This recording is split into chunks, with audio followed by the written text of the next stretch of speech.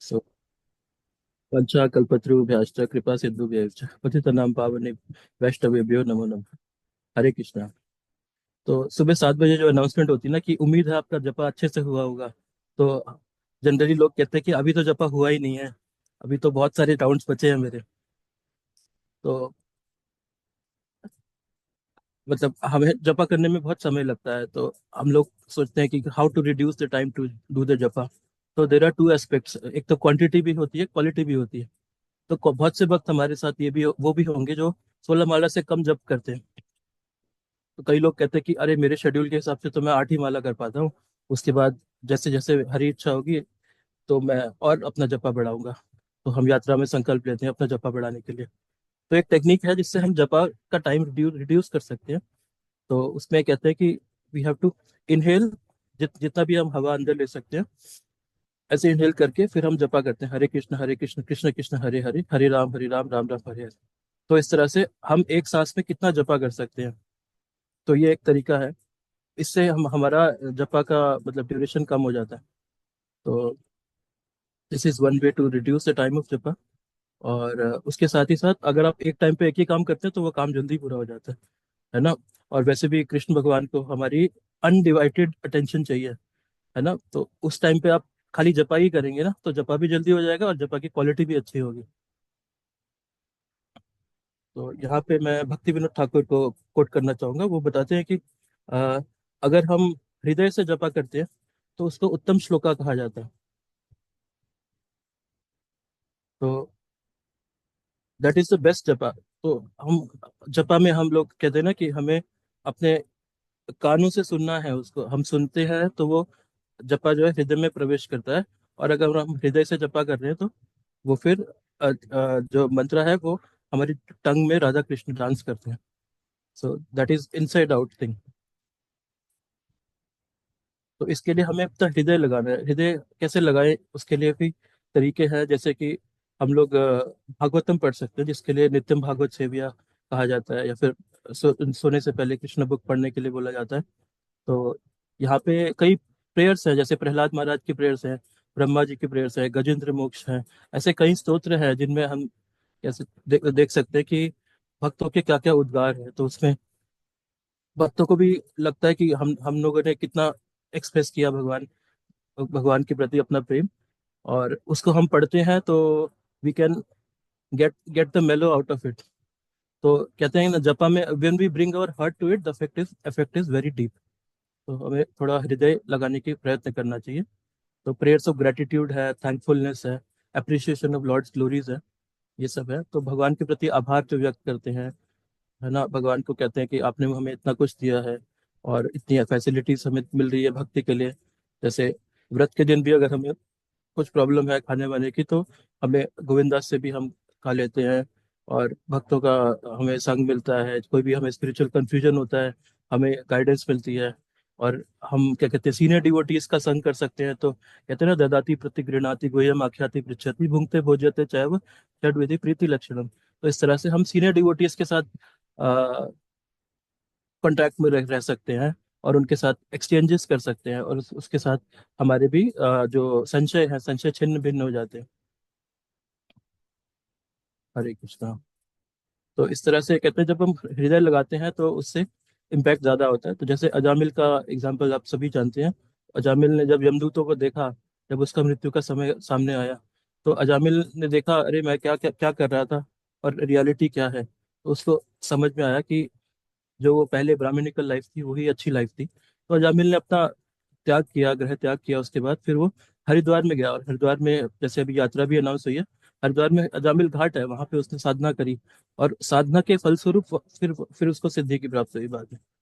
तो इस तरह से जो हृदय से हमारे जो आंसू निकलते हैं वो हमारे सारे सिंफुल रिएक्शंस को बर्न कर देते हैं। हरे कृष्णा। तो यहाँ पे एक मैं कोट करना चाहूंगा, योगा में कहते हैं, योगा के बारे में श्रीमद् भागवतम 1635 1635 श्लोक है। यमादेवीर योगा पठ है, काम लोभा हतो मुहु, मुकुंद सवया यद्भर, तथा अध आत्मना शमयंती। तो इंग्लिश में पढ़ता हूँ। It is true by practising restraint of the senses of by the yoga system one can get relief from disturbances of desires and lust, but as it is, the same is not sufficient to give satisfaction to the soul as it is received from the devotional service of the personality of Godhead. मतलब कहने का मतलब है ये जो हम करते हैं ना, यम नियम प्रत्याहार धारणा ध्यान समाधि, ये सब अष्टांग योग जो है, इससे कहते हैं कि योगा से आप फिट रहोगे, आपका जो प्राणायाम से आपका माइंड थोड़ा सा डिस्टरबेंस कम हो जाएगी। लेकिन इसमें लास्ट में ये लिखा है कि अगर आप मुकुंद की सर्विस नहीं करोगे, मुकुंद मतलब मुक्ति प्रदाता जो भगवान कृष्ण है, उनकी सर्विस नहीं करोगे, तो आप किस सोल को सेटिस्फेक्शन नहीं मिलेगा। तो आप रियल में है क्या, आप सोल हैं। तो आप हमेशा, वो कहते हैं ना कि तोते का पिंजरा है, आप पिंजरे को ही पॉलिश करते जा रहे हैं और तोते को फूड नहीं दे रहे हैं, तो अल्टीमेटली तोता सफर कर रहा है। तो इसी तरह से we are the soul, we are not the body. तो अगर हम, चाहे सटल बॉडी है, चाहे स्थूल स्थूल शरीर है, चाहे सूक्ष्म शरीर है, उसको तुष्ट कर रहे हैं हम योगा से, एक्सरसाइज से, किसी भी तरीके से, तो it it will not satisfy the soul. But हम जब मुकुंद की सर्विस करेंगे, डिवोशनल सर्विस करेंगे, तो उससे हमें सेटिस्फेक्शन मिलेगा, सोल को सेटिस्फेक्शन मिलेगा। तो एक और श्लोक कोट करना चाहूंगा भगवत गीता का। भगवत गीता 9:18, गतिर भर्ता प्रभु साक्षी, निवास शरणम सुहृत, प्रभव प्रलय स्थानम निधानम बीजम अव्ययम। तो इसमें भगवान कहते हैं कि मैं गतिर भरता हूँ। तो खाली इतना मैं एक्सप्लेन करूंगा कि भगवान को अगर हम भरता देखते हैं, तो what is the meaning of भरता। तो भगवान जो है हमारी लाइफ को सिक्योरिटी से भर देते हैं। तो जैसे आपने भी देखा होगा कि भक्ति में आने से पहले लाइफ में कितनी ज्यादा एंग्जाइटीज थी, और अभी लाइफ में कितनी कम एंग्जाइटीज है। इनफैक्ट मैं आपको बताऊंगा, रिसेंटली मैंने एक स्ट्रेस मैनेजमेंट सेमिनार अटेंड किया ऑफिस में। तो अ, मैं ये देख के चौंक गया कि लोगों को किस किस चीज़ का स्ट्रेस होता है। लोग इस चीज़ से परेशान है कि उनके दिमाग में थॉट्स बहुत सारे हैं, और इसका सोल्यूशन वो देते हैं कि आप एक पेपर में अपने थॉट्स लिखें, और इससे आपका दिमाग शांत हो जाएगा। तो इस इसके बारे में प्रभुपाद जी कहते हैं कि अ, ये जो material solutions of the problems होती है ना, वो इस तरह से होती है, जैसे आपने एक कंधे पे जैसे भार रखा हुआ है, तो वो कहते हैं अरे यार, यहाँ से भार उठा के तुम दूसरे कंधे पे रख लो।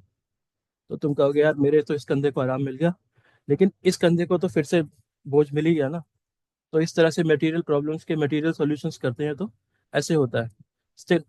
तो हम माया में है, सफर कर रहे हैं, और फिर माया में ही उसका सोल्यूशन है। तो इससे बात बनती नहीं है।